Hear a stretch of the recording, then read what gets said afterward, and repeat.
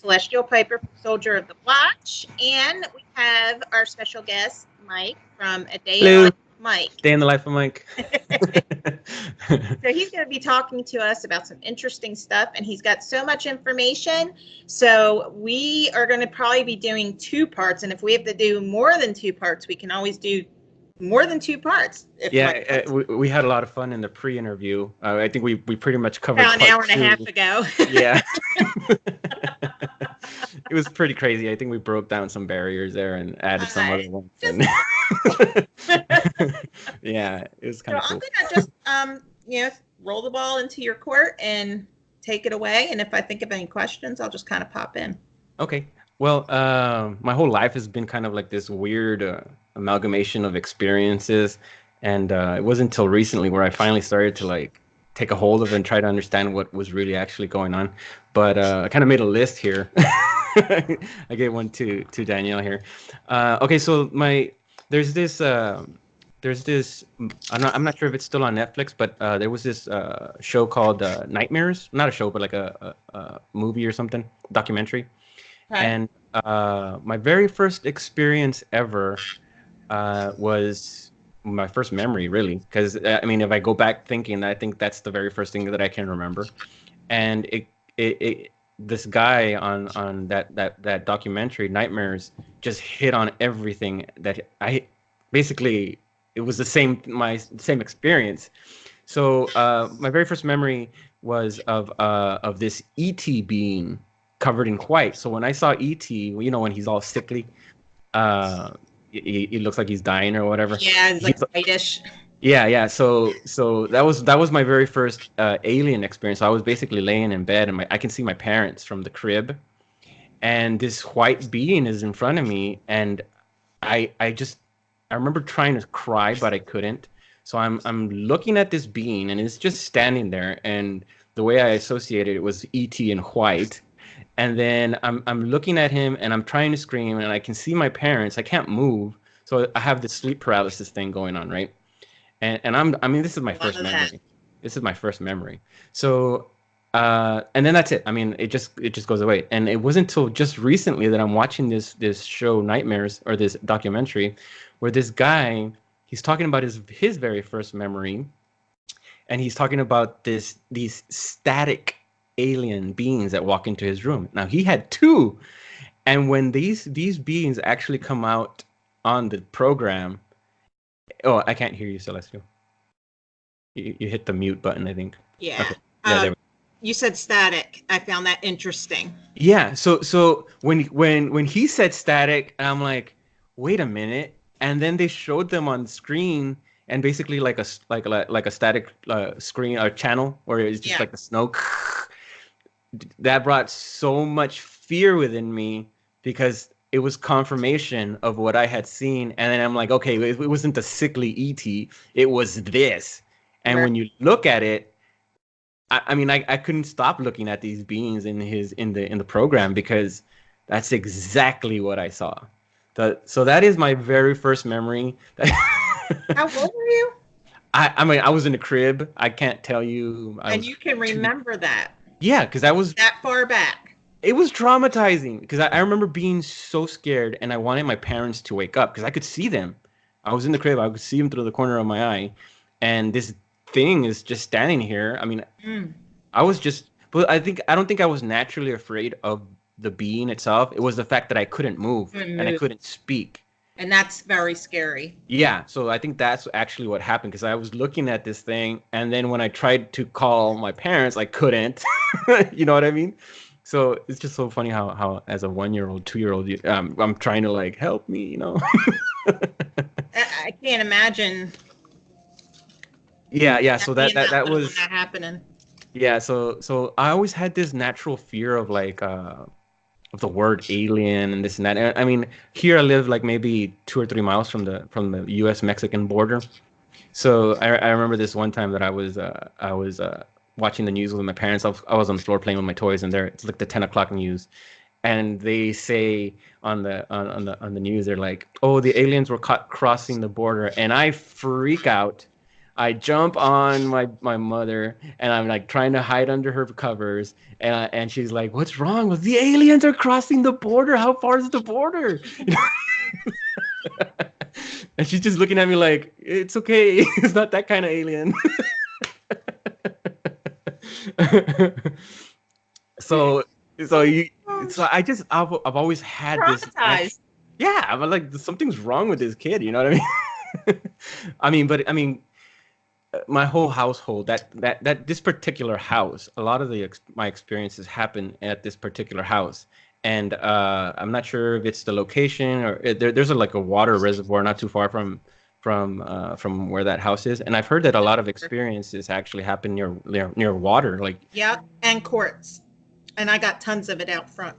Oh yeah, and from what I've heard, that also a lot of the Catholic churches are built over these kinds of grounds, and there's a Catholic, like a really old Spanish Catholic church that's still standing in that area where well, that house is my grandmother's house, so we were living there at the time, so Where I was married at there's water right nearby, so I wouldn't be surprised because it gets flooded around there. Yeah, it's built over water. Yeah. So then, so growing up, I always had like these weird experiences. Like I would see things just kind of out of the corner of my eye, and I didn't really kind of, yeah. So I mean, as a kid, I thought it was normal or whatever. You know what I mean? I would wake up and there would be like blood on my pillow, and I just like, okay, well, I guess I bled overnight. Whatever that means, right? Yeah. And then my parents also have like a bunch of experiences, and I think that a lot of that, I don't think it carried over into to my thinking, but I think it because they were experiencing it also. Isn't it like generational kind of thing, or? Yeah, well, you know how they say that my aliens, mom experienced. So yeah, because aliens kind of abduct through like a certain lineage or whatever. So so that's definitely from my father's side, because he actually has an alien abduction story of his own. So back where he lived on his in his old neighborhood. He shared a house, or not like a fence, but there was like I don't know how you would call it. The fence had a door, but it had like a little room. Yeah, but there was like a little room within the fence, but the doors open to each other's yards or whatever. So basically, it was like 10 o'clock at night. No, I'm sorry. Yeah, 10 o'clock at night, and he's going from one house to the other, going through that little room. So he jumps out from that room, and he lands in the arms of these two little grays. And one of them gets him from one arm, the other one gets him from the other arm, and he said that there was two taller ones there, and that and there's tall ones and little ones. So he freaks out. He hits one of them. He starts yelling. He hits one of them in the stomach, and he's like, I could very distinctly hear the oomph in his belly or whatever. So then he runs inside the house, and he's telling my grandfather that there's somebody trying to there's somebody in the backyard, and somebody's trying to take him or whatever. And then he kept saying that in his mind, something was telling him that it was his brother and his friends that were doing this, but he wasn't registering what was actually going on, because they have this way of messing with your mind. So when my grandfather went and looked for my uncle, he couldn't find him. And then when he finally showed up that evening, they're like, "No, I haven't been here this whole time. Like, I don't know what you're talking about." and from his side, it goes into my grandmother. So it's coming from my grandmother's side to my father's side, and then it's going off into a certain angle right now in my life. So I can definitely tell. I can see the little pattern that it's coming from. So like, he used to say, because I asked him, like, well, where is this coming from you? Was it coming from grandpa, or was it coming from grandmother? It's like, well, it was coming from your grandmother, because there was plenty of times that, you know, we were in the room watching TV or whatnot, and that she would say, "There's a witch at the window. I need you to go outside." You know, go, because he was already like older, you know, teenager or whatever. Go see, because there's this lady outside. And then he would go outside and there'd be nothing. And my grandmother would actually go out with him sometimes and be like, "I know, I just saw what I saw." So you could tell something was looking in the window. And I know they have a habit of doing that. I don't think they have to do that, but I've seen them do it. So anyways, so this is kind of following my father, right? So we're in this in my grandmother's house now. This is I'm already like junior high or whatnot, and or maybe not, man. I'm still in elementary. But what happens is my dad had this habit of going out on the back porch and smoking some weed, right? or just go out and smoking, and he would always come back the next morning or the next day and say, "Hey, I saw some giant possums running in the alley."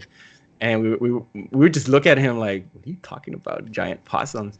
You know what I mean? Like, yeah, I'd just be sitting there, and these giant possums would just run across the alley, and they wouldn't stop. They would just keep going in groups of 4 or 5 or 3 or 2 or whatever, and it's like, I guess this happened often because he would always go out there at a certain time of day. Wow, I've never seen opossums in groups, so that's interesting. Yeah, right? Yeah.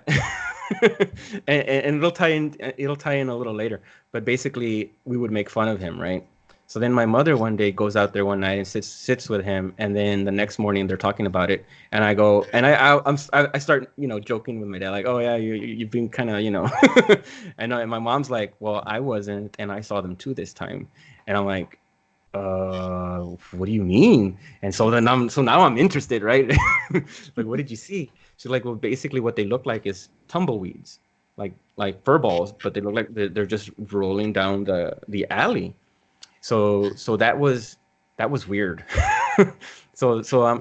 At that time I didn't really think too much of it. I was just like, okay, well, those giant possums that look like tumbleweeds going down the alley. It wasn't until much later where I had my own experience with possums and what that could possibly be. So then so that's kind of so my mother had always had like some shadow people experiences in that same house. So yeah, so she would always say that she would see like a black shadow figure inside her room, and that it would be like on her face. I think I know what they're doing when they're doing that, because I kind of tied the fact that shadow people or the aliens can be the shadow people. Or they did you know that aliens have a fascination with hats? Well, that would make sense that people see the shadow people with hats on. Yeah, that's exactly what I. And then you got the men in black who wear. I can't remember who it was that made that connection, and I'm like, oh, that's what it is. Because I've definitely made the connection of the alien and the shadow person. So my mom had always woken up and just seen a bunch of random stuff. I guess because my dad was having the experience, but my mom was witness to it. So she was just kind of observing. Like, she would wake up and she would see all these black spiders. And there was an old show on Coast to Coast with Art Bell and the Shadow People, and they go into this where the spiders are the shadow. I mean, it's basically they're making you think something. You know what I mean? So it's not really spiders, but they're making you think that they're spiders. Yeah, kind of like the owls. Like, people would say that they would see owls peeking in the window, but when they would have a regression, it was actually a gray. Yeah, it was actually a gray. Yeah. And they do that, and I want to jump ahead, but I'm gonna keep my little structure here. So basically, where am I going with this? So I'm just having all these crazy experiences, and then the ones that kind of resonate or that kind of permeate this fake reality that I feel like we're living in, is when I have witnesses to these things. So there's this one time that we were playing football in the street. It was me, my sister, and a neighbor. His name was Jimmy, and we're playing stop sign to stop sign football, right? So I'm at one stop sign and I'm waiting for them to throw me the ball, and I'm looking at them, and they're just kind of frozen in place, and they're kind of looking up a little bit, and I'm like, throw me the ball, and then Jimmy just kind of points, and I'm like, what? And my sister's like, look up. So then when I look up, I just see a flash. That's all I saw. And then I turn back to look at my sister, and Jimmy's already running home, and I'm like. And I start walking to her, and she's just kind of still looking where I was. I'm like, what did you see? Like, I saw a flash. Like, she's like, there was a ball of light over your head. And I'm like, what do you mean? Like, what do you mean a ball of light? She's like, yeah, it was just like it looked like a basketball. It was just floating over your head. and then when you looked up, it just disappeared. So that's what I caught. I caught the thing just disappearing or whatever, flashing away or whatever. And to this day, I'll ask her, and I'm like, "What was it?" She's like, I don't know how. It's just a ball of light. Like I can't." And it's so funny how you look into like these Sasquatch encounters, how they're always talking about balls of light everywhere, and like how they like supposedly emit like their own light or something. Not so much like a flashlight, but just kind of just glowing or whatever. Right. So that's kind of what I associated it with. I'm not sure. I didn't see it. I just saw the flash. I can remember staying up that night, kind of going back to the stop sign and be like, "Oh man, why do you?" I mean, I was right there. Why didn't I see it? You know. so you were meant to. I know. I mean, I saw the thing flash, but that was one of the last times that Jimmy talked to us. That's for sure. Oh, poor thing. I know. I mean, you could tell that he was a little. He's like, there's something wrong with Mike. Yeah. I'm going near him. and fast forwarding, like we in where my parents currently live, there's always this flash of blue light that will happen inside the house, and nobody will see where it's coming from. But from my current understanding, I hear that they actually travel within the electricity in the house. So yeah, so so they're that. But that makes sense. Yeah, that makes a lot of sense actually. Yeah. From the whole ghost hunting background that I have. Yeah, exactly. So that's that they need a means of travel sometimes, so they'll use the electrical conduits or whatever we want to call it. Yeah. So they got the ability to get in touch with their inner stuff. Yeah. Just saying. Yeah. And then like I said, like it hasn't been just like aliens, but this one time when I was working at a shoe store, and it had been like a really long day, and my friend had brought me home, and I wish I could have sent you a picture of the house, because like everything happens at this house. So basically, we're parked in front of the house. Maybe part 2 you can. Yeah, I'll definitely have to. Yeah. So and I can put it into the video and just put it up at that part. Okay. Yeah, he's dropping me off at home, and he's looking towards the house, and on my side is the driveway, and I had already seen a little kitten. It was sitting in the driveway, right? But the hurricane fence was closed for the driveway, but there's like a little sidewalk thing. That's where the little kitten is sitting, and I'm looking at my friend, and we're talking about the day. And then he's like, "What's that?" And I'm like, I didn't even look. I was like, "Oh, it's a kitten." And then he's like, "Yeah, but what is it playing with?" So then I turn around and look, and of course the window's up, and I'm like, and I could see that the cat was doing this yarn thing, you know? Yeah. So I'm like, I'll roll down the window. So when he rolled down the window, this thing literally turned around and looked at us like this over the shoulder. So cat? No, the cat's still there playing with this thing that did that. The thing that he's playing with did that. Yeah, it turned around and... I thought you were telling me the cat, like... No, as soon as the cat... My imagination. Yeah, as soon as the cat kind of noticed us, it kind of walked away. But as soon as the cat started walking away, because this thing was kind of like leave me alone, right? Yeah, and the cat's doing this type of thing. This is a little kitten. And then it starts walking towards the fence, right? And then when it gets to the hurricane fence, and when we're just kind of like, what are we looking at, right? So then it puts 1 foot into one of the holes of the hurricane fence, and then it just shimmies his body in and keeps walking. Yeah. Breakdance. Because it's exactly what it looked like. So I look at my friend, and his name was Edgar. He's like, "Dude, get out of my car." You know what I mean? So man. Yeah. So yeah, it's pretty much. So I get off, and he leaves. And then I'm like, I need to catch this thing, right? So then I open the gate, and I could hear it scurrying away. What's wrong with you? I need to catch this thing. It's like a little, it's funny because it was about this tall. It's about action figure size. So it's literally this. Yeah, like one of the original G.I. Joes. I never saw a face because it was too dark to see a face. It was like 11 o'clock at night. But we did see the motion and the shadow and everything, and it definitely walked away on 2 legs. So then when I tried catching it, it had already like hopped into the other person's yard, and it was already walking away in the leaves.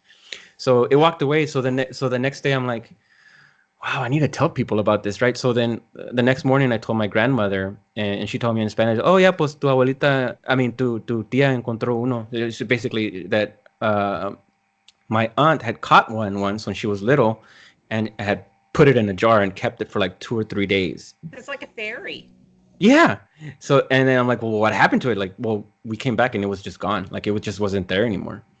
And I feel like there's this suppressed memory of these things in my childhood, but I don't have access to it because I remember this one time that my parents came home from downtown and they had just bought me like a bunch of little soldiers, right? And they were cool. They kind of looked like Rambo and Arnold Schwarzenegger and stuff. And my neighbor, one of my other neighbors was my cousin. She came over, and she swears that she asked me, "Hey, where are the rest of your soldiers? I want to play with them." And that I responded with, "Well, the little people took a couple of them, and they haven't brought them back, and that I'm really mad about it." I have no memory of that either. But she tells me, no, yeah. I mean, she's older. She's like maybe 4 years older than me. But I really like this set of soldiers, and she wanted to play with them, with me, and that I told her like, well, the little people have taken them and they haven't brought them back, and I'm just mad. Maybe the little people are worshiping them. Yeah. Oh, who knows, man? I don't know. But you get all these like duende stories, and I have this fascination with like gnomes and stuff. So I don't know how that ties in. I know I've heard the Edge of Wonder talk about these little people, and there's this guy. I forget. There's so many names flowing through my head. Well, I mean, you have to figure like a lot of folklore and mythology and things like that. If you really look into it, you find a lot of truth in it. And so we have, fairies and gnomes and elves and all these different things. So it makes you wonder, okay, could these be other beings that we don't see typically because we're Yeah, they're like three-dimensional, and they could be fourth dimension, fifth dimension, whatever it is. Yeah. So I mean, I've heard that they're demonic or something. I don't know about all that. That's what I always, yeah, when I was, talking about. And you know what it reminds me of? I don't know if you've seen that little skeleton of that little person that's floating around everywhere. Oh, yeah. Steve Greer had it. Yes, yeah. I was going to say Stephen Greer, but I was into L.A. Marzulli, he has it. I have his book I got like a long time ago, and it has it in there too. Yeah, so I mean that's about the size of the thing that I saw. So that kind of puts it into perspective. So that makes a lot of sense, because they were saying that was equal to about an 8-year-old child, and it was probably about this big, right? No, it was a lot smaller than that. This big? Yeah. So, but yet it was the bones and all were equal to an 8-year-old child. So that's wow, Yeah. But I mean, on looking at this little thing, like it looked like you would imagine like a fully grown little person. So, I mean, I don't know, but I mean, this whole this liking his dance moves, though, It's like... Yeah, well, it had to get into that whole somehow. You know what I mean? But that's just something that I remember, like, because it just put one leg in, just kind of did this, put his head in, and it just kind of kept walking. So I'm like, oh, yeah. So then a few years later, it was my freshman year in college, and I still didn't have a car. So one of my high school friends was bringing me home, and this is the same house. He drops me off, and it was a time when Jerry Springer was so popular. Oh, it was just taking off. It was like 1999 or something. Oh, I don't know. The more trash, the better. Yeah. So I was rushing home to watch it, right? So I had just gone in the house. What's gonna happen today? Yeah. So I rushed into the house to watch the show, and my grandmother was going to the old folks' home during the day, so she was gone half the day. So I would make it just in time to watch that, and then she would come home. So then I had just gotten there. I was watching the show, and the whole house is sealed. Like I just went inside the house, sat down, and started watching TV. And then I hear this little pinging, like tink tink tink, and I'm like, I put the TV on mute. I'm like, what was that, right? And then so I just continue watching TV, right? Because I didn't know what it was. And then I hear it again, tink tink tink, and I'm like, what? So I get up, and It's a so like pattern. now that's a pattern there, right? So I Right. get up and I'm like, so I walk into the kitchen, and there's nothing. I mean, there's no draft, there's nothing. So I'm like, what is that noise? So then I look in the sink, and my grandmother had two little angels on the windowsill. Like they were just up there, right? And now they were in the sink. They were standing up in the sink, and I'm like, okay, so I guess they fell, but that doesn't explain how they landed standing up, right? So I'm just kind of like, where is the window open? Because on the other side they had the AC, but the AC was off. So I'm like, well, that makes no sense. So I rationalized it as a mouse or something running by on the windowsill and maybe dropped both of them, right? I'm like, okay, whatever. So I grabbed them and put them back, and then I went back to watching TV. And from my angle, I can barely see the corner of the sink. And there was no mouse poop, right? No, there was there was Because nothing. usually you'll find a trail of mouse poop. Okay, yeah, no. Walk and or run and poop. Yeah. There was no mice in the house. I'm trying to love mice. I really am. I'm trying to love all creatures. I just had to figure. I was trying to rationalize it somehow, you know. I'm just, helping you with the debugging. Yeah. So I go back to watching TV, right? Yeah. And then, sure enough, it happens again. Tink, tink, tink. Okay. And I'm like, now that's just weird. yeah. And then, so the third time it happened, I didn't even mute it. I just kind of like Notice it happened in threes. Yeah, and I'm like, really? And then, tink. I'm like, oh no. So I get up and I go and I rush to the sink, right? And sure enough, the two little angels are in the sink again. So I grab them. I'm like, okay. I just wedged them in like a little plant that my grandmother had. Like, and I thought to myself, try moving them now, right? Because I really wedged them in these vines. So then I go and I sit down, confident that they're not going to fall again, right? And if at that moment that I sit down to watch the TV again, that a mug just flies off the counter. What? It just flies off the counter. You pissed somebody off. I pissed somebody off. It flew off the counter and it hit in the kitchen. I mean, in the or something. It's connected weird. Yeah, and it just shattered on the floor. And I'm like, you know what? I'm going to work. I'm not going to deal with this. So I left because this was happening around the same time that I was working at the shoe store. So I'm like, you know what? I'll go to work 2 hours early. I'll be fine. So I literally, there was like a poltergeist activity, I guess, right? You I had that that when I was a teenager. Oh yeah, poltergeist activity, yeah. Yeah. So my grandmother's husband was a heavy smoker, and I always. That's my mom. There was always this weird scent of smoke that would come around these types of times. So I always associated it with maybe it's my grandfather. You know what I mean? Like I don't know. Yeah, I mean. Do you have any experiences with like scents coming from the other side or whatever? Yes. Like it'll just always get a pancake smell or a cigarette smell, and none of us smoked. Yeah, I'm not even sure what that is. I'll be driving. We had a gateway downstairs. Mm-hmm. So when we had ghost hunting, but it's like a long story. So okay. And so this kind of ties into my well, it doesn't really tie into, but I'm going into the main experience.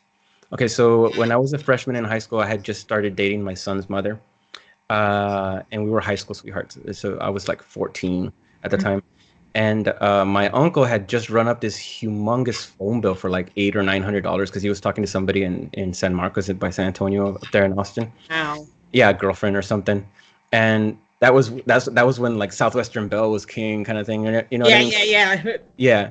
So then I don't know if you remember, but these companies started coming up with, hey, pay $25 a month and you can have unlimited phone access, blah blah blah, right? So I had spent most of my freshman year talking from a payphone to my son's mother, my girlfriend, and I wanted to talk to her, right? So I'd go to the payphone and I'd even hang out there, and I was like, in love. That, you know what I mean? So and talking to her for hours and hours at a payphone. So my parents, like, they got tired of that, so they're like, okay, we need to get a phone for this guy because he's gonna stay out there all night one day. So, and it's a good thing they did, because it got to the point where I was kind of like just hanging out there I even made friends with like the gas attendants and stuff. You know what I mean? So one day, I get home and my dad's like, "Hey, look, we have a phone now. This is a cordless phone," and I'll never forget it because it was kind of like, oh, you know what I mean? So he's like, "Okay, well, this is our new phone, and just be careful with it because it's expensive." Blah blah blah blah. Okay. So then that same day, I called my girlfriend. And I'm like, hey, well, what do you do with your cordless phone, right? You're talking from different places, right? Like, I guess I'm in the restroom now, or no, I'm outside. You know what I mean? I'm on top of the washer, kind of thing. So then, my dad had come home from work that day about 5:36, and this is happening in the same house. So now the car is parked in the driveway, and I go inside the car, and I'm like, hey, I'm in the car now. You know what I mean? So I spend the rest of the night there. So I'm looking inside the house, and right in front of the car, you can see the two windows that lead into the kitchen, right? Mm-hmm. And I could see my dad eating supper, and then but I'm still talking there on the phone, and he goes to his room, and so now we're getting to this crepuscular light, kind of like the twilight, and my grandmother was a typical old lady, kind of hunched over a little bit. She had this ball of white hair. And as I'm sitting there and it's getting a little darker, I start to notice from the right side of the house. So basically, I'm in the car. You have the hood, and then 2 feet in front of the hood, you have the house with the two windows, right? And then maybe 3 feet to the right, you have the edge of the house that leads all the way to the back, right? So I'm sitting there, and I start to notice this white ball coming around the house. And I'm sitting at an angle looking away from it, but I had kind of noticed it a little bit. And subconsciously or unconsciously, I just kind of associated it with my grandmother because I saw this white ball of hair kind of coming around the house. So and also right there on the corner on the side was the water for the water hose. So I'm like, okay, she must be like watering plants at this hour or whatever. But it made no sense because she's an older lady and it's kind of dark already, right? Right. Yeah. So I'm just sitting there and then something just made me look. And so I turn around and I look at her, but it's not her. So what?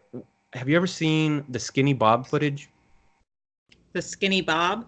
Skinny Bob footage. That's what they call it. That is exactly what I saw coming around the corner from my house. So at that moment, I kind of freeze a little bit. So my girlfriend, she's kind of talking. I'm like, hold on, something's here, because this thing is literally coming around the house like this. It has something in its hand. I could see it. It has something in its hand, and it's kind of peeking in through the window like this. So for some reason, I don't panic, but I'm just kind of like, what is this thing? You know what I mean? Mm-hmm. So then when I go, you know what? I need to go out and confront whoever this person is or whatever this thing is, right? Because at that moment, I had only seen, because I'm at a weird angle. So I can only see like this side of it. Right. And like maybe just a little bit of his right side of his face. So when I go to do this, I'm like, hold on. I go, someone's here. And then when I did this motion, at that very same moment, a second being comes out of the same corner, same right behind him. He's like basically following him, because the first one's kind of looking in the house, and then the second one, I mean, I'm wide awake. There's no, I mean, when people wonder if aliens exist, I don't have to wonder. I know they exist because I was wide awake. I saw them. You're not on drugs. Yeah, I'm not on drugs. If anything, I'm high on, hell, I love you. You know what I mean? Yeah. So as I'm putting the phone down, the second being kind of turns a corner, and I catch his movement, because all you can really see is the white of his hands, right, and his head. So when I make this movement, it's like coming around the corner, and then it like does this motion, right? Like, like he saw me do this. And then when he did this, and when he did that, it locked me. And I can remember being locked, and the one in front of me just disappeared. Wow. Like it just went down. Like I almost want to say like it just vanished, really, but I feel like it went down because like at that moment things start getting weird in my head. So then I'm like putting the phone down and I'm slowly opening the door, and it's like I'm in a dream now, and I'm like, what? So I'm opening the door and I'm trying to rationalize this as I'm going through it, and I close the car door and I look in front of me and there's a possum, and I'm like, naturally, I'm afraid of possums because when I was a kid, they had killed a bunch of my little kittens, so I just thought they were these evil things. You know what I mean? yeah, well, they So hiss and so I'm looking at it, and the possum starts coming towards me, and then the other possum starts coming towards me, and I'm like, wait. And then the next memory I have is my dad waking me up in the morning, and he's like, stop leaving the phone in the car because I'm gonna end up taking it to work, and your mom's gonna be wondering where the phone's at all day, blah blah blah. And I'm like, what? What's going on? And then he's basically saying, stop leaving the phone in the car. So I'm like, and he leaves for work that morning. I'm like, oh my god, what happened? Because my previous memory right before that was being in the car. You know what I mean? Or the whole alien thing. So then, so yeah, so you need to look up the Skinny Bob footage, because whoever, if they say that's a fake, that's a master fake, because that's exactly what I saw, down to the. check it out. And I swear, Mike, if I watch it and it's like something I've experienced before, I'm gonna freak out. Down to the length of the tarsals, or the little fingers in their bones, because on a later experience, I had been in my parents had already moved out, so I was sleeping in their room, and as I'm sleeping in there, I see a flash of blue light as I'm just laying there, and when I go to wake up, I was laying on my right side facing the window of the wall, and then I saw a flash of blue light. So when I saw the flash of blue light, I go to turn around and I see these tarsals, these fingers coming, and they touch something on my head, and then I go into this like weird paralysis thing, and where you finally feel like you wake up and you're like, what just happened? You know what I mean? So yeah, so but what I distinctly remember, it's like they can't mess with your memory if you record it, kind of thing. You know what I mean? If you see it, they can't undo that. Yeah. Yeah. So Yeah, so like you so take I it remember in. seeing that. I remember seeing the hand come this way, and the length. When you see the Skinny Bob footage, look at their fingers, because that's exactly what I saw doing, coming towards me. Because I basically awake, and when I turned around to look, it touched my forehead or something, and I was out. So so the next morning, I called my girlfriend. I'm like, hey, what happened?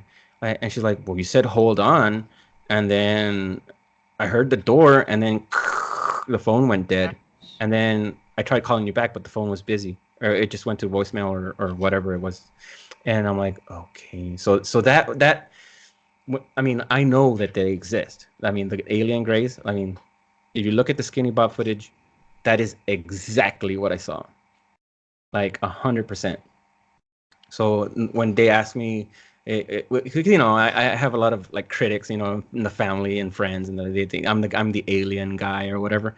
But in my mind, I'm like, well, you guys are the weird ones because you don't know they're around, So I mean, I always have that. I feel like a lot of people, I mean, they haven't had these experiences, and why, I'm not sure. But after that experience, a lot of the sleep paralysis things started to ramp up. Like I started having more sleep paralysis experiences, and I come to find out later, which we'll get into part two, is I've had what a they're. lot of sleep paralysis experiences. Yeah, I kind of find out what they're actually doing. So they're, you know what I mean? So yeah. Yeah, I'm gonna want to hear that. Yeah, and I mean, when I started dating because that was my son's mother that I was talking to on the phone. But then I had an ex-wife. It kind of like follows the females in my life. So I was dating my ex-wife, and we were living in that same house. And she started, her father was a Catholic priest. Okay. So yeah, so she was like deeply rooted in. He left and got married because they don't usually marry. Yeah. So he ended up being the superintendent of Catholic schools for San Antonio and South Texas. So Yeah, so I guess he went a different route or whatnot. But she was deeply rooted in the religion. So she didn't believe in any of this. So when Right. she moved into that house, she started having a lot of these experiences. So then there was a couple of times where, because I've been working in the blood banking business for like 15, 20 years now, right? Right. So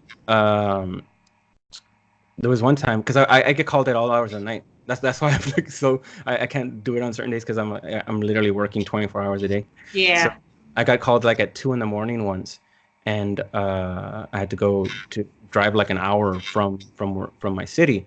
So then I kid you not, like maybe 10 minutes after I left, she calls me back. She's crying, and she's like, "You need to come back home. You need to come back home." I'm like, "Why? What's going on? What do you mean? What is it?" She's like, "Something just hit the bed, and something shook the bed, and like I'm scared. Like you need to come Oh, back." hell no. Yeah, Yeah.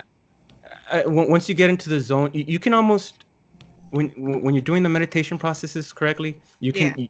you'll know when they're around. And the moments that you can feel it and hear it the most is when you're in that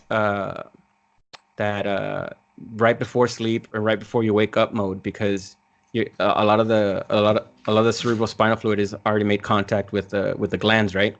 So you're more receptive to the energies that are around you. Like even now, like right before I wake up in the morning, you can tell that when something's around you. You can even It's gotten to the point where I can hear them jump off of the bed and go straight into the door, and you Oh, can hear. Yeah, like you'll feel them. The way you need to look at it is like if they're jumping off of you, going through the door, and you hear them like move the door a little bit. You know what I mean? You feel yeah. it.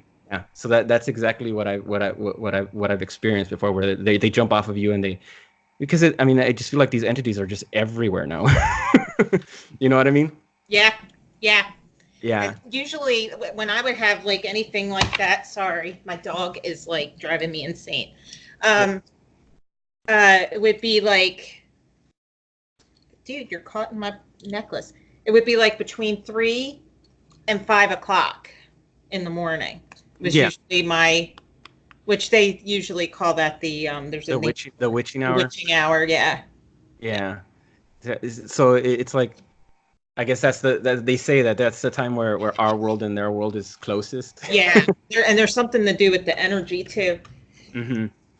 But that was back when I like was into ghost hunting and stuff. So there's a lot of stuff I don't remember because I've been out of all that for 11 years.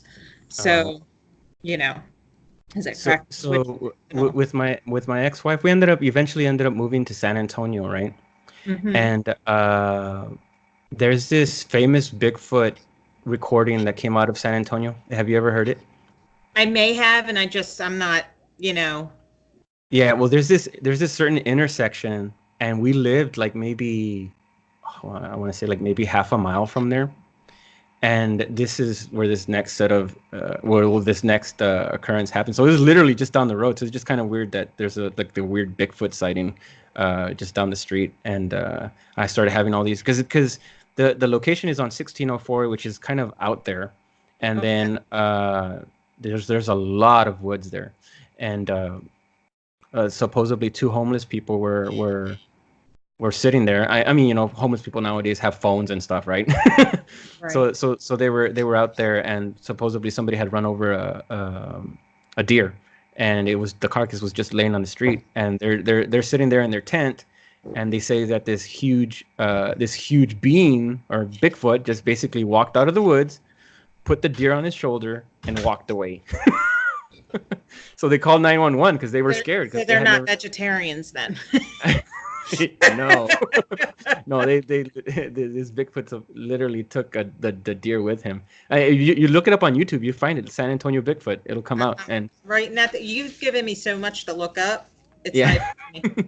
you'll be busy for a while. But yeah, That's good though. It's it's good. basically the 911 call with the lady calling in, and like, and they're scared. You can tell there's something, and she's with her husband or boyfriend or whatever, and he's like, and the guy in the background, yeah, he's way bigger than me. You'd be And like, he's like, holy shit! I'm like 6'5" and or whatever, and this thing would just dwarf me pretty much. It's like, and I'm not gonna go into the woods. So that literally happened like half a mile from where we ended up living. I didn't find this out till way later. You know what I mean? So basically, San Antonio, there's a lot of military. Been the magnet. Yeah, no, don't say that. I've just, the reason why I'm saying this is that every place that we lived, my husband's dad said, how come everywhere you go, because we would have pictures with stuff. Everywhere you go, I think it's Danielle. I think she's attracting it. No, yeah, I know it is. And so, you know, saying. But it's, yeah, like it just pretty much everywhere we went, like something happened. And the most memorable thing that happened at this house was this is one day that I'm asleep and I hear this static. It sounds like. I know that's static. And I'm like, of course I'm sleeping, right? So I'm like, and I hear it on this side. I'm like, what is that? Did you ever get buzzing too? Yeah. Well, it's happening all at the same time. So yeah. So then I'm like, okay, my ex-wife is right on my right side, and she's laying down facing away from me, and I could feel her on my arm. So her back's on my arm, and I'm hearing this crackling sound over here. And then something responds on this end. So it goes, and then something goes, and I'm like, okay, now what is that? So I try to get up, and I can't. I try to wake up, and I can't. The movie Signs, when they have the yes. monitor. Yeah, that's more like a beeping sound. This is really just static. Like it's just. So then I'm trying to make sense of it, and I can't get up, and then I clearly feel like because at one point I could feel her laying next to me, but then all of a sudden she wasn't there anymore. But then what I could feel next is like if somebody had put her down. So basically I felt the coldness of the two hands of her being laid next to me. You know what I mean? The hands were cold. Yeah. Creepy. Yeah. So it was like something laid her back down, and then I heard it. I heard the crackling sound one more time. And then it stopped. So then as soon as it stopped, I was able to get up. And then I'm like, so the room was pitch black. So again, you were paralyzed, not able to move. Yeah, but I was wide awake. So then when I sat back up, I'm just kind of looking around and sitting in the dark, right? And I look towards where my ex-wife is, and I'm like, should I wake her? And she alone by herself woke up, and she's like, what? And which is funny because this happened so many times, but she's like, what was that? And I'm like, did you because now I'm getting some corroboration from her, right? And she's like, well, what are you talking about? You know what I mean? I want her to tell me. Yeah. She's like, well, somebody was in the room. Who was it? And I'm like, oh my God. You know what I mean? Like, I don't know. Like, I don't know what that was. So that's the way that ended. But my God, it was scary because I know that something was inside the house, inside the room with us. You know what I mean? Yeah. Something was on this end. Something was on this end. Something put her down. She wakes up. What was that? You know what I mean? I'm like, oh my God. You know what I mean? Like, yeah, I don't know. Yeah, I mean, that's just a lot of things happened with her. We're no longer together, but what ended up happening is it's so funny, but for some reason I've had a lot of cars in my life, so I ended up keeping one of the speakers from one of the vehicles, and I just had it. I would always just take it around with me. Maybe one day I'll put it into one of my other cars or whatnot. And then I got divorced. I separated from her one night, and that night I had for some reason I had laid it underneath my pillow, and that night I had the most weirdest experiences. I left basically the magnet part right on top of my head, right behind my head, right? Yeah, I know. So it's almost like it was meant to be. So like the next morning I just you know what, this isn't working for me. So we ended up splitting like overnight, and I came back down to South Texas, and And that's when my next round of experiences started to happen. I remember I had been at because at that point I didn't have a job. I basically quit my job, uh, came back down to the valley, and I moved into my parents' house. And then as I'm there, plus I mean I started going through this new life experience, right? So then started working out, and and I need to get back in shape, and this and that. I need to get my life back in order, type of thing. So I remember this one time that my dad had like this exercise bike out in the backyard, and so I was out there riding the bike, and then exercising, and then the next thing I remember, I'm inside the house. I'm like, what just happened, right? So I hadn't even noticed. I didn't notice till the next morning, but I had some handprints on my arm, and basically what it looked like, and it was a little further apart than I could reach. So it was like bruise, bruise, bruise, bruise, and then like bruise way over here. But Wow. basically what it was is like a hand. And and so I'm like, okay, what just happened? And around the same time, this is when those little Coolpix cameras were cool. I don't know if those little Nikon Coolpix. Yeah. My sister had one, and she had been taking pictures in the house one day, and in one of these orbs, it's like a little white orb, you see one of these alien faces in them. Oh yeah, you can see faces in the orbs. Yeah, Yep. that threw me for a loop because I'm like, oh my god, like you need to get this developed. You know what I mean? Like because you can very clearly see one of these white orbs, and inside it is a face, Mm-hmm. and that I don't know. I know what you're talking about. That's how we were able to tell when orb pictures where it was actually dust causing it, and when it was a real orb, because a real orb will have what looks like either a nucleus inside it or an actual face, and that's how you could tell. Yeah. I would get pictures of ones that were different colors just pouring over the fence. That's when my husband's dad was like, Danielle is attracting all these. Yeah. Have you seen that the video of orbs at near the Mayan pyramids? Like there's like thousands of orbs like everywhere. Yeah. That's kind of crazy. If you imagine if like each one of those is like a different entity. Maybe that's astral travel. Yeah. I mean, en masse. And it could be any being, Yeah.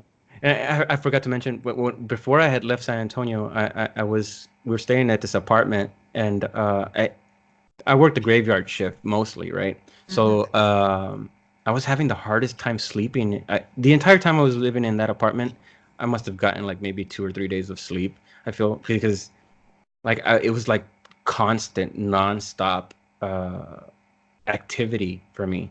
But the most memorable one was I was sleeping, and I wake up, and one of these grays is right here, Oh, and he's telling me something, and I'm not it's ignoring really a him. heck of a thing to wake up to. I'm Yeah, sorry. I'm acknowledging his presence, Yeah. but he's directing me towards the kitchen where there's these two little ones, these two little grays, and they're like hiding behind a counter, and I'm like mad, like you know what? I don't want to have anything to do with this. Just leave me alone. I'm not sleeping. I'm tired. Like I feel like my life's kind of in shambles right now. Like go away. And these two little grays are off in the kitchen. They're just kind of like and this one's telling me something. I'm like, I don't want anything to do with it. Just leave me alone. Like that's it. I'm done. And that's pretty much when all that had started to end. And then I ended up back here in South Texas. So then when I met my current wife, of course she's deeply rooted in Christian belief. She has like a couple of Christian pastors that are her uncles, and Yeah. a Christian singer. Yeah. She's like I think I mentioned before that she's an opera Christian singer. She sings for the local church. So she doesn't believe in any of this. It feels like she thinks I'm going to hell or something. Because you know what I mean. So that was really tough in your house. No, and you know, she supports me. I support her 100%. You know what I mean? But I mean, it's just no. I've been just not being able to be on equal ground spiritually. Yeah. I know what you mean. But the thing is, like, I believe everything she believes. You know what I mean? Exactly. It's just I have like a different understanding of what's going on. Yeah. So there's really is no difference. Yeah. But because like when you confront a person who's strict in their Christian belief, and you come at them with something out of left field, is like, no, that's can't possibly mean what it means, and you're going to hell for thinking that. You know you know what I mean? So that's kind of weeping and gnashing of teeth. Yeah. So then when I came back down to the valley, I just felt like I had to call on God for help, because like I didn't know what I was doing anymore. Like these things are around me. Like, I need you to help me.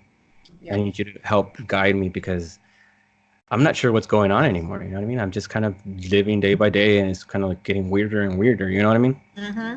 And then I started to see like these weird lights in the house, and it so it just started to get like really strange. Mm-hmm. And then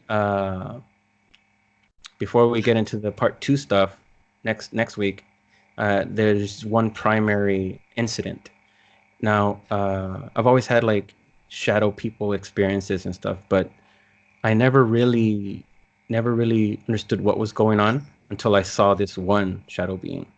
So basically what happened was it was a Saturday morning, and it was like, again, right around dusk, 6 o'clock, 7 o'clock in the morning, crepuscular light, twilight, whatever you want to call it. So then I woke up, I had to go to the restroom, so I went to the restroom. I came back, and I looked at the clock. It was like 7:20. Okay, so I laid back down. I'm like, should I go pick up some breakfast tacos? You know, because the local gas stations have these amazing tacos, right? Yeah. I'm like, should I? And if you go later, they get, you know, a little bad. So I'm like, should I go now, or should I just wait till a little later? I'm like, no. So I'm just laying there thinking, debating, should I go? Should I get her one? You know what I mean? Yeah. Because my wife's laying next to me, so she's on my left side. She's facing down and facing away from me, and I'm facing up, I'm laying down without a shirt. I had just come back from the restroom, right? And I had noticed the time.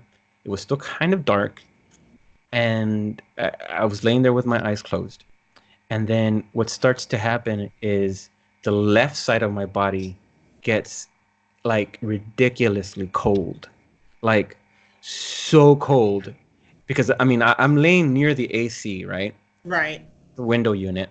So then the AC is hitting my body, so it wasn't like freezing or anything. Right. It's hitting the right side of my body, but the left side of my body is like cold one, freezing. Oh wow! So with that moment when I went to grab the blanket, I realized that I couldn't move, and I'm like, oh, so I'm like, okay, so this is the normal sleep paralysis, right? That's what I'm rationalizing. Okay, this is okay, right? Like I can't move, right? But there can't possibly be something in the room because I was just awake. Like I'm still awake technically, you know what I mean? Like I'm still, you know, cognizant of what's going on, you know what I mean? Right. So I couldn't move. So I'm like, how long is it going to take for this to pass? Because I'm freezing, but it's only on this side of my body. But I'm not thinking that way. I'm just thinking like, God, it's really cold. So then I realized that I can open my eyes. So I have my eyes open, and I'm looking around the room. And as I'm just kind of like waiting this out, right? Yeah, I know. So the windows on this side of my body. So there's a little light coming in from the cracks, and there was a window on this side. So I'm kind of just scanning the room, and as I'm scanning, I just kind of look all the way over my wife this way. But as I'm coming back, I noticed that it's a lot darker in the space between me and her. And I'm like just looking at that dark, and like, why is it so dark there? And of course I'm just laying there, and then I start to notice that this thing is moving. So then basically what's going on here is that there's this shadow person kneeling on me and is paying attention to her. So I'm laying there, And so this dark figure is there, and then I'm trying to like, what is that? Because now it's, because the longer you stay in a dark spot, the more form it starts to get, right? Yeah. So what I started to see was the body of this, what I'm thinking is the gray. So he's sitting over me and is over her body, and he has this little wand. He has this little wand. Yeah, I don't know if you know, but they're known to carry like these little sticks, right? What I've come to know now as a sickle. So basically, what he's doing is she's facing down, and it looks like he's painting. It looks like he's painting over her back, the sacrum area of her body, the sacrum. So, because it just basically looked like he's doing this. Well, I've come to find out that he's actually extracting something. He's collecting something. So what I'm looking at, he's doing this, like, and he's really intent. Like I can see the wand moving like this, and I'm like, oh my God, like this is actually there, and I can't move.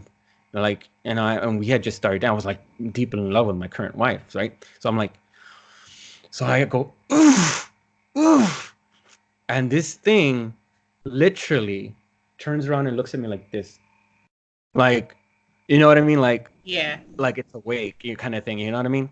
Yeah. So then, when it stopped immediately, and it looked at me, and then it literally jumped over me, like it just turned around, it jumped over me, jumped through the wall.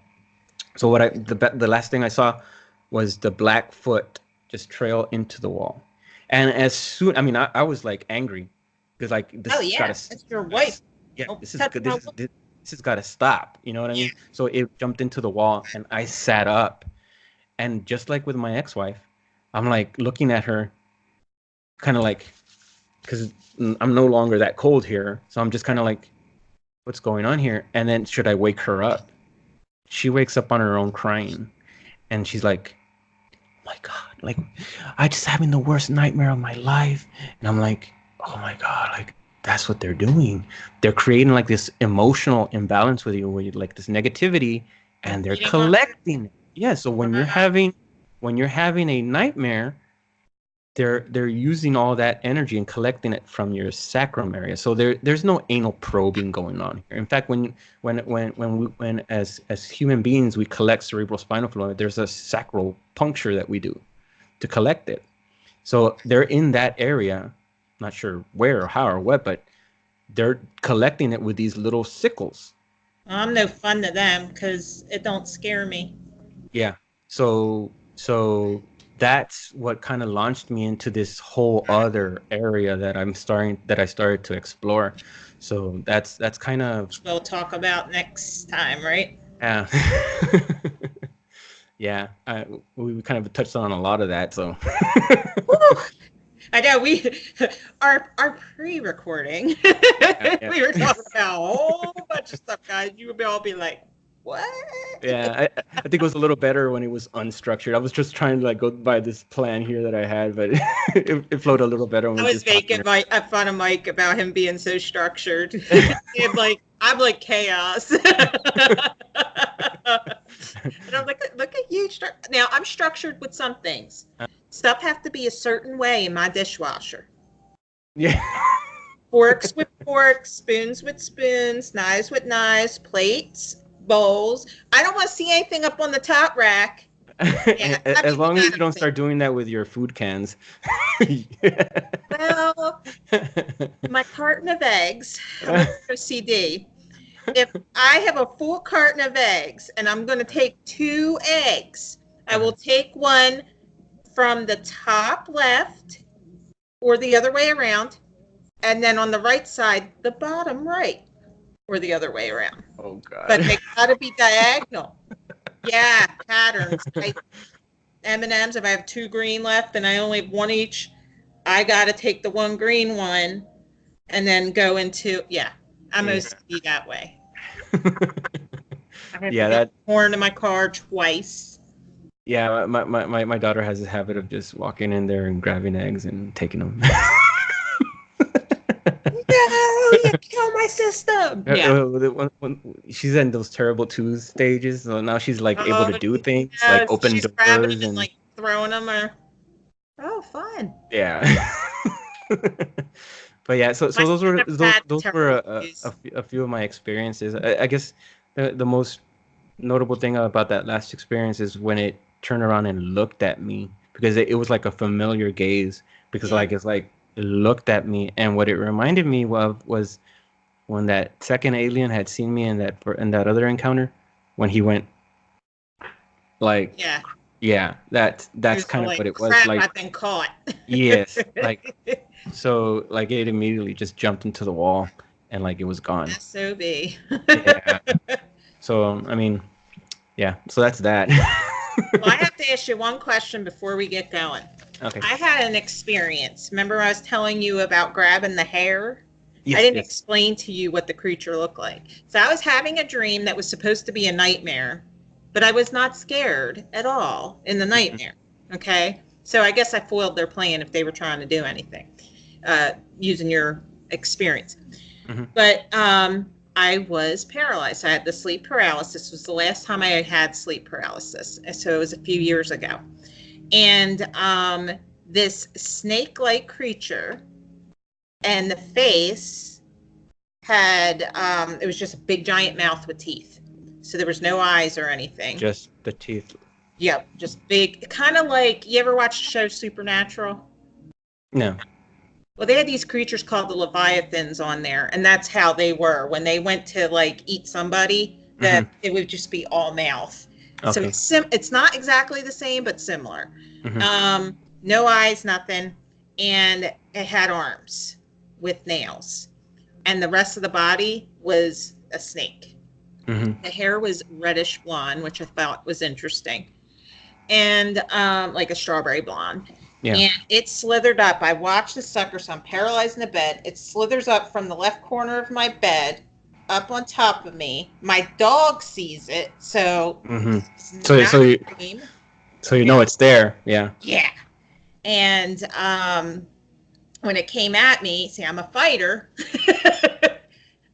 I'm trying to get my mouth open so I can say, in the name of Jesus, you know. Mhm.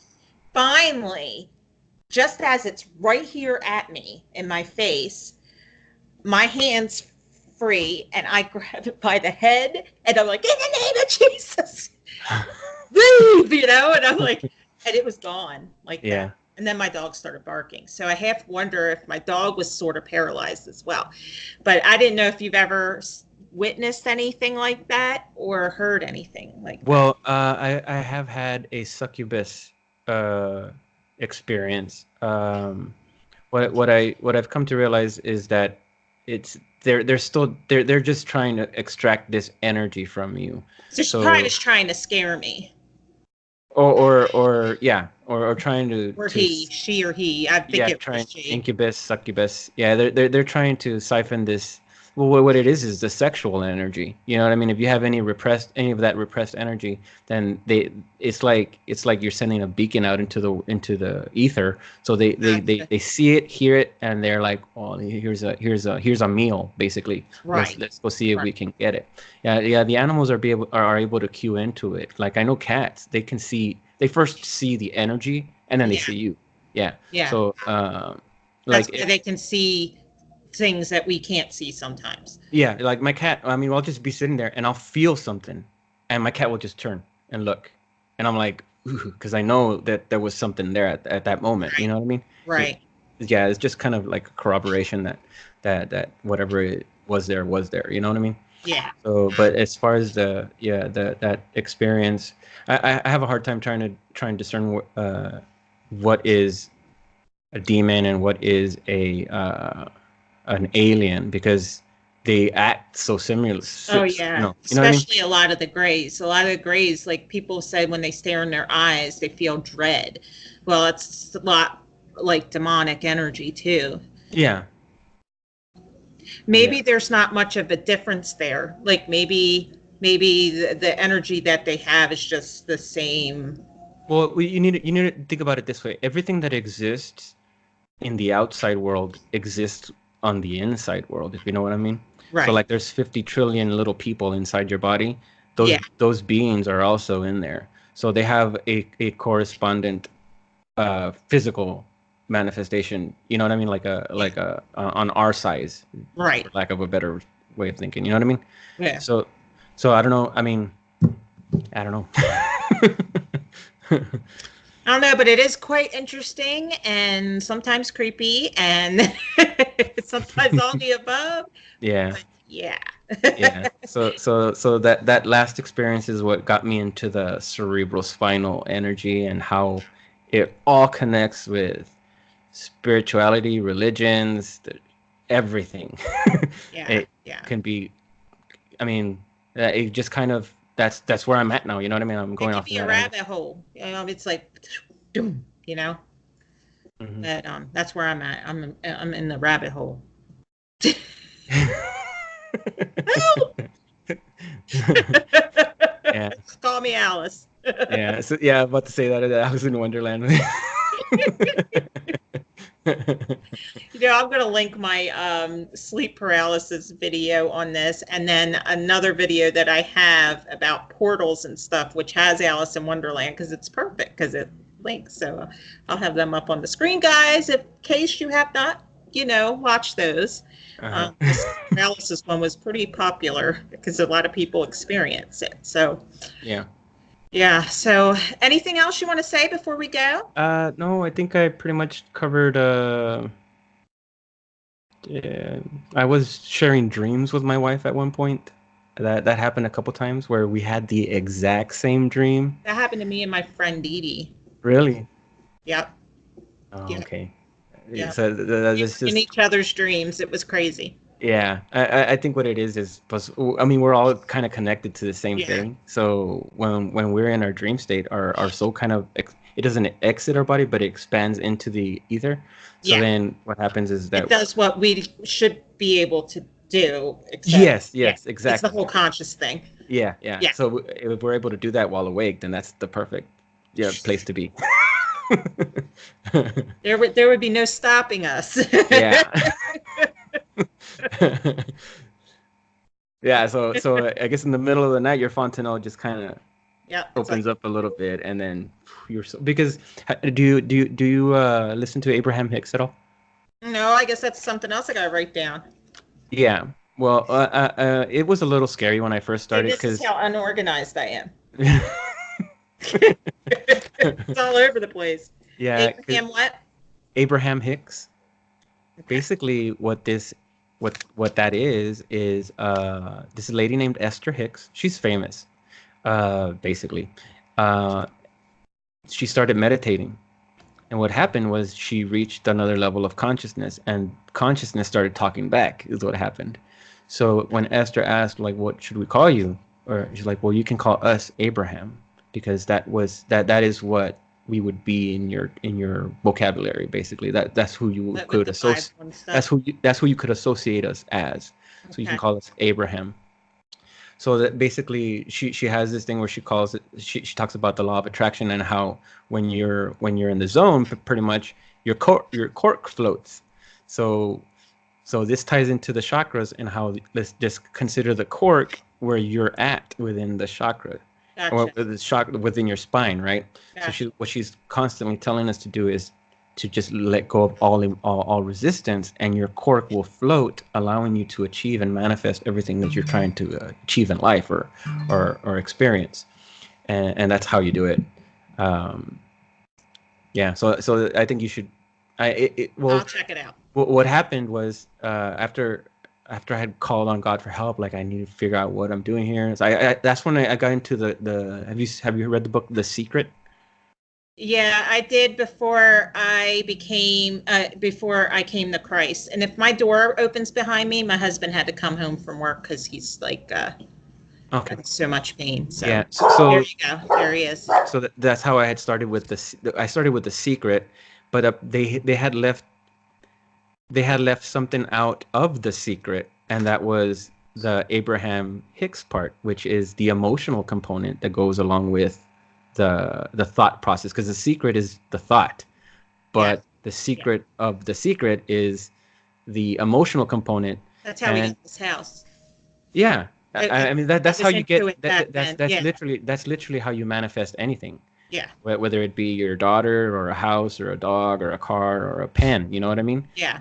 So it's the combination of the thought and the emotion, which are the two snakes of the caduceus, the Right. merging of the merging of the two energies. Sorry, the Right. merging of the two energies, and then you're able to manifest because everything around you is just a frequency. Right. This a pen is a frequency. Right. It has mass, but in order to create that mass, you need to combine all the energies, Right.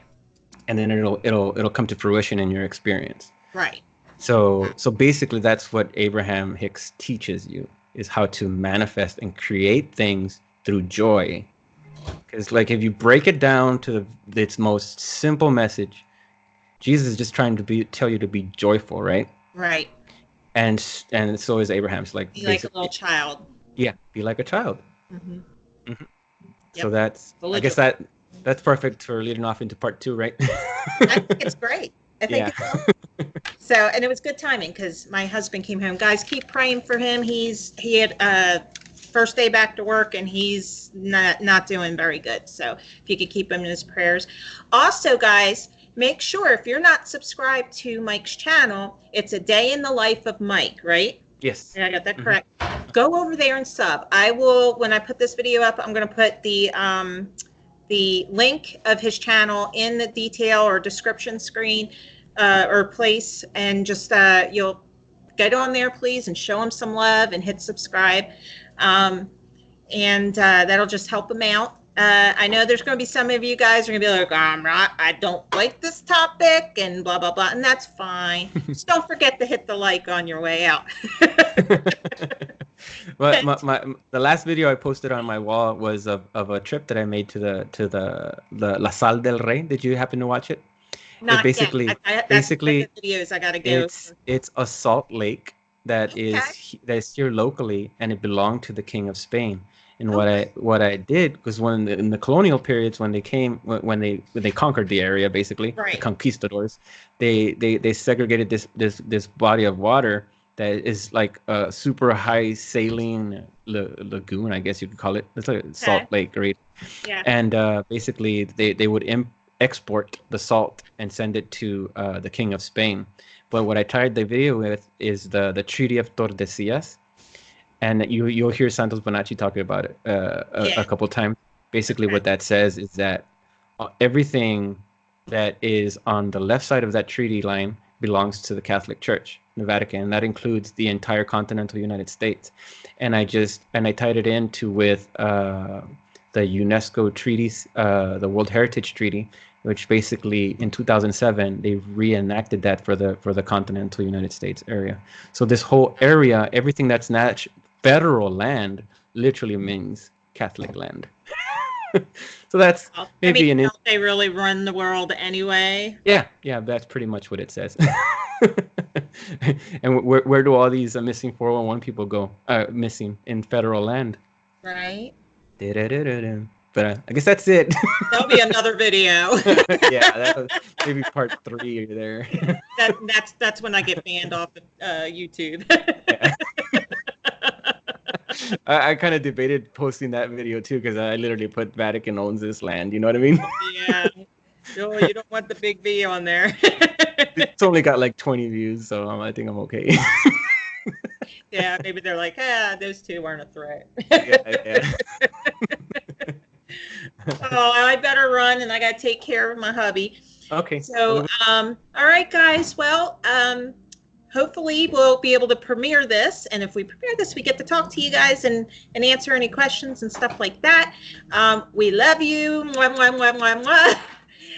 This is Mike and Danielle, Soldier of the Watch. Until we meet again, we'll see Mike again next week. Bye, guys. Bye. I'm going to hit the record now. The end of the record. Here we go. Bye, guys. For real this time.